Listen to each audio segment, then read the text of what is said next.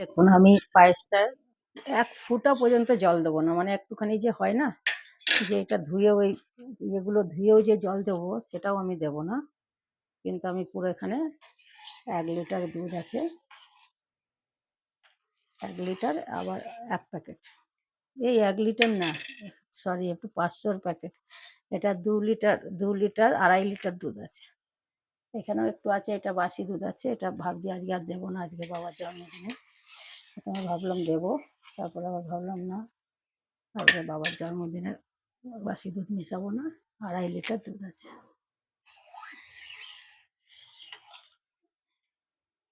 এই দুধটা আমি পায়েসটা বানাবো, ১ ফোঁটাও জল দিইনি। আর এই যে এই চালটুকুনি আমি দেবো, বেশি না। আমি জানেন তো আমি পায়েসটা খুব ভালো বানাই। আমি ভাইফোঁটা আগে কাটোয়াতে আমি একটা দাদাকে ভাইফোঁটা করতাম। তো দাদাটা না আমাকে বলতো, পূর্ণিমা তুমি মিষ্টি আনবে না, তুমি আমার জন্য পায়েস বানিয়ে আনবে। তোমার পায়েসটা এতটাই ভালো হয়, ১ দিন কেন ২ দিন ৩ দিনও খেলেও মুখে লেগে থাকে। তা তুমি কিন্তু কোনো মিষ্টি আনবে না, তুমি পায়েসটা একটু বেশি করে নিয়ে আসবে। তা আমি যখনই পায়েস বানাই ওই দাদার কথা খুব মনে পড়ে। কিন্তু আমার কাছের জায়গায় রাস্তা যদি হতো আমি ওনার দাদার কাছে দিয়ে আসতাম পায়েস বানিয়ে। তা এই যে আজকে আমার বাবার জন্মদিনের জন্য আমি পায়েস বানাচ্ছি। আর এদিকে আমি চা বসিয়েছি আমার কর্তার জন্য। এটা আমার কর্তার জন্য চা হচ্ছে।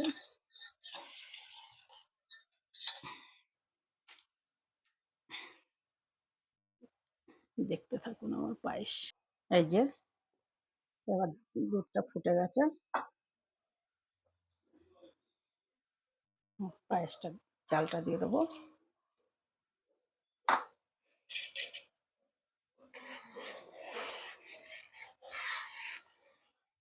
এটা কিন্তু আমার পুরো ২ ঘন্টা ২.৫ ঘন্টা লেগে যাবে এই পুরো জল দুধটা মরতে। গ্যাসটা কমিয়ে দিয়ে আমি এখন আমার কাজ করব। এটা আস্তে আস্তে ফুটবে। মিনিমাম ২ ঘন্টা ২.৫ ঘন্টা তো লাগবেই। ২ ঘন্টা তো লাগবেই, কেন গ্যাস পুরো কমানো থাকবে। আর এটা একদম দুধটাকে ক্ষীর হয়ে যাবে।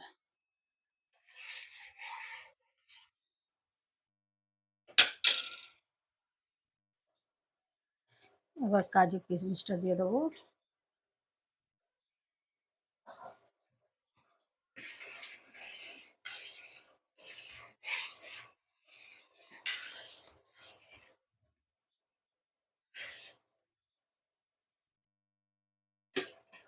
এই দুধটা খুব ভালো, জানেন তো, এটা স্পেশাল দুধ বলে আমাদের এখানে। এই দুধটা প্রচণ্ড ভালো, প্রচণ্ড। এটা ছানা হয় অনেকটা, যদি আমি ছানা বানাই ১ প্যাকেট দুধে অনেকটা ছানাও হয়। আমরা এই দুধটাই বেশি নিয়ে আসি। দেখুন অনেক সময় পাওয়া যায় না, তখন আলাদা। যে আমি আজকে ৬খানা নেবো ভাবলাম, তা আমি ৪টেই পেলাম।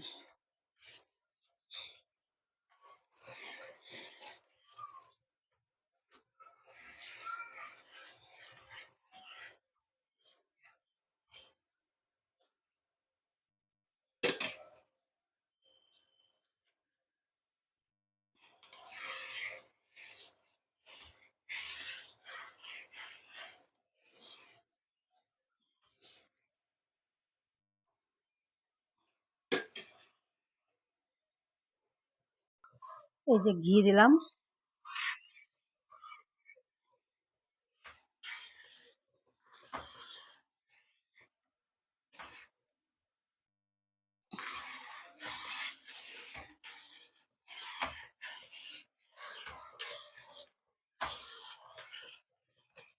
এবার গুড় দেবো, খেজুরের গুড় দেবো।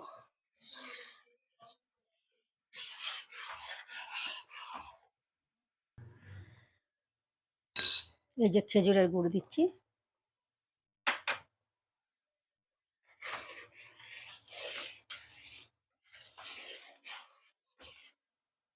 আর বেশিক্ষণ না, ১০ মিনিট হলেই হয়ে যাবে।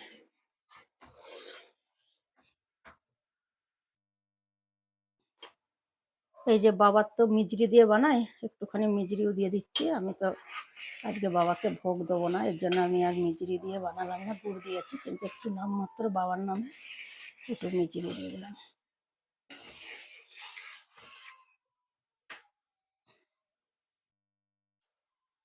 এই যে अभी रेडी हो गया। এবার হয়ে গেছে পায়েসটা।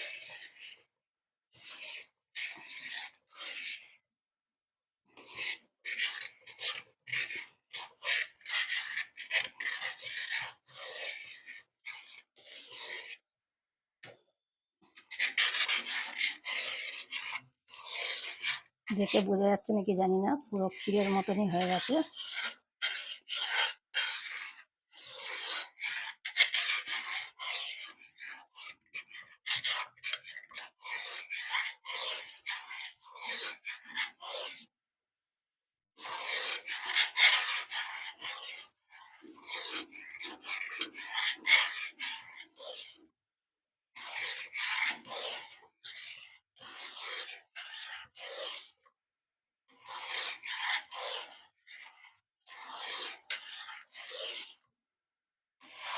আমি যদি কলকাতায় থাকতাম, আমি যদি আমার বাড়ি যদি ওখানে হতো, তাহলে আমি একটা অনেক বড় পুজো করতাম ধুমধাম করে, সবাইকে ডেকে আমার বাড়িতে বাবার খিচুড়ি ভোগ সব রান্না করতাম, ব্রাহ্মণ দিয়ে সব কিছু বানাতাম, সবাইকে প্রসাদ দিতাম। কিন্তু আমি এখানে থাকি, এখানে তো ব্রাহ্মণরা বাবা লোকনাথকে চেনেই না, আমার ঘরে এসে সবাই জিজ্ঞেস করে। তা আমি বলি এটা আমার বাবা হয়। আমার বড় খুব বাবাকে ইয়ে করে, ভরসা করে। কিছু যদি আমার বরের হয়, আমার বর আগে বলে তোমার বাবাকে বলো। আর আমরা সবসময় যেখানে আমরা আমার বর যাই, কলকাতায় পশ্চিমবাংলাতে আমরা চাগলা যাই বাবার ওখানে, বাবার ওখানে গিয়ে আমরা পুজো করে আসি। তা আমি যদি ওখানে থাকতাম তাহলে আমি ওখানে করতাম, বড় করে পুজো করতাম। কিন্তু আমার বরই পুজো করে, আমার বড় ভালো পুজো করতে পারে। আমার বড়,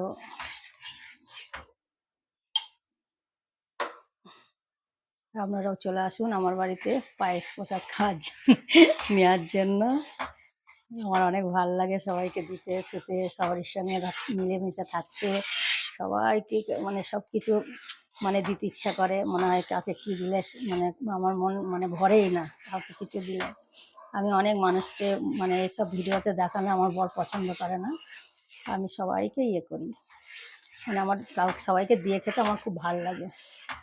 আমার নিজেকে না হলেও চলে যায়, কিন্তু আমার সবারই সঙ্গে আমার মিলেমিশে থাকা, সবারই সঙ্গে সবাইকে না খেয়েও খাওয়ানো, আমি এগুলো খুব পছন্দ করি।